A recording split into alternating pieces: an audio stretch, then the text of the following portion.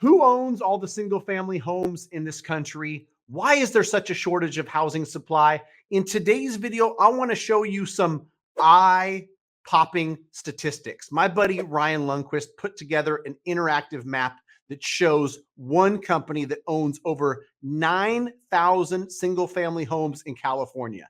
I'm going to tell you my thoughts on whether this is right or wrong, whether this affects people trying to buy a home of their own. And I'm going to open up this map and show you some of the cool functionality of it. Stay tuned.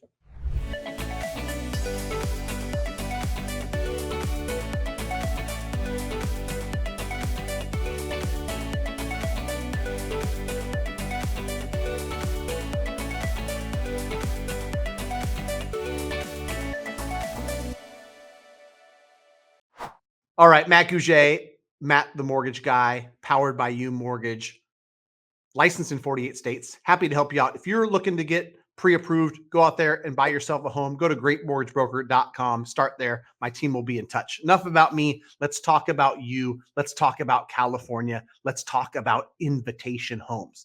Invitation Homes owns something like 80,000 homes nationwide. They own 9,000 in my home state of California, over 2,000 just in the city I reside in, Sacramento, California. So my buddy Ryan Lundquist, who I've talked about here before, has a really cool blog, sacramentoappraisalblog.com. I'll put the link down below. I'm going to show you this really cool interactive map that he put together that shows you exactly where these homes are owned. Before I jump into it, I'll just tell you real quick, I have had the thought cross my mind, and I think it's worth discussion. So leave your comments down below.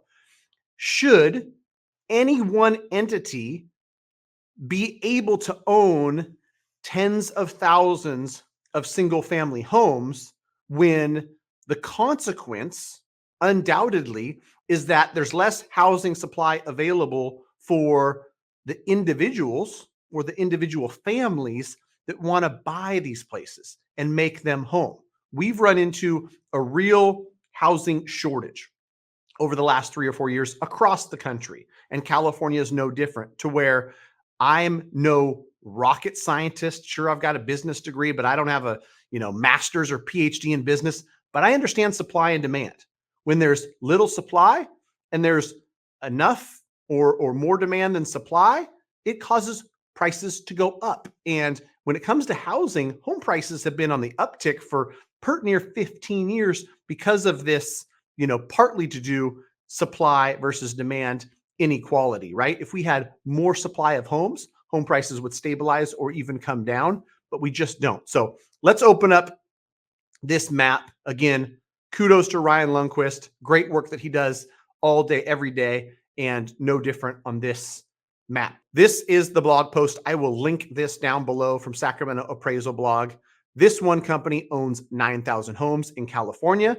And, the opening line, Wall Street has invaded Main Street, right? It's pretty stunning for people to see. And wait until I open up the map and show you guys. I think that's where it really gets interesting. If you want to peruse through this article and read it, feel free. I'm going to go click up and actually go into the map. But here's just a quick overview.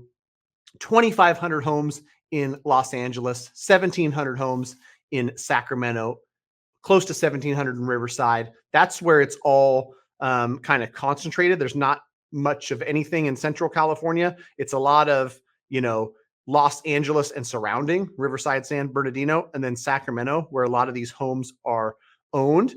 And if you go to like the wider Sacramento region, it's almost 3,000 of them, almost 30% or over 30% of what they own is in the Sacramento area, where home base is for me, where I'm recording this from today, where I was born and raised and spent most of the last 43 years. So interesting too. I'll open up the map and I'll kind of dig into it.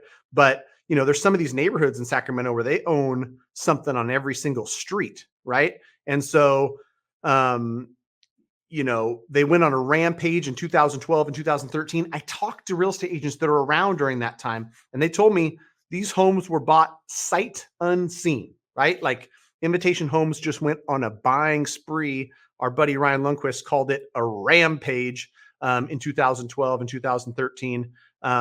And they haven't sold much of anything. They've held on to it. So let's get into the map. Thanks again, Ryan, for putting this together. Like, in order to really get this map put together, he had to not just search like title records for Invitation Homes because they own them under a bunch of different LLCs. He had to get their corporate address and kind of work backwards from there to find the 9,150 or so that they own. So check out when you click on here, and you can do this. I think it's kind of a fun exercise just to see.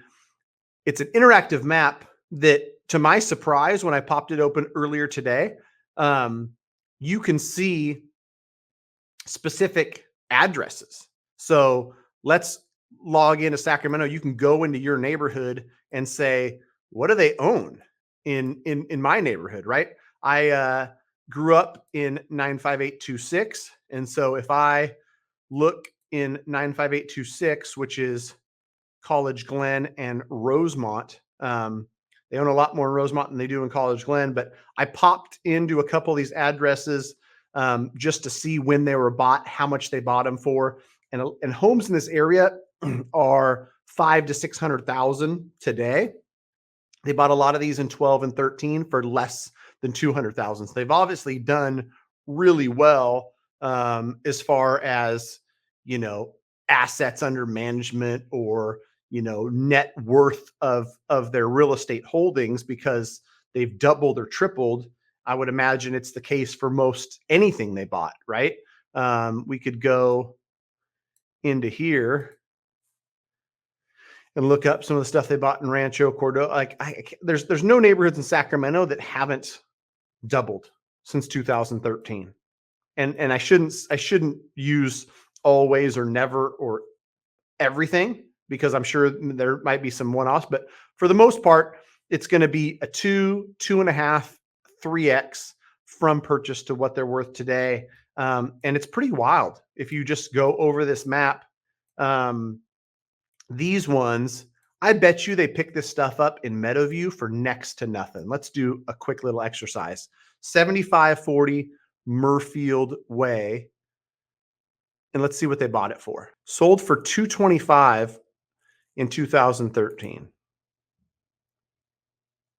And now it's worth 600. So again, almost a 3x, right?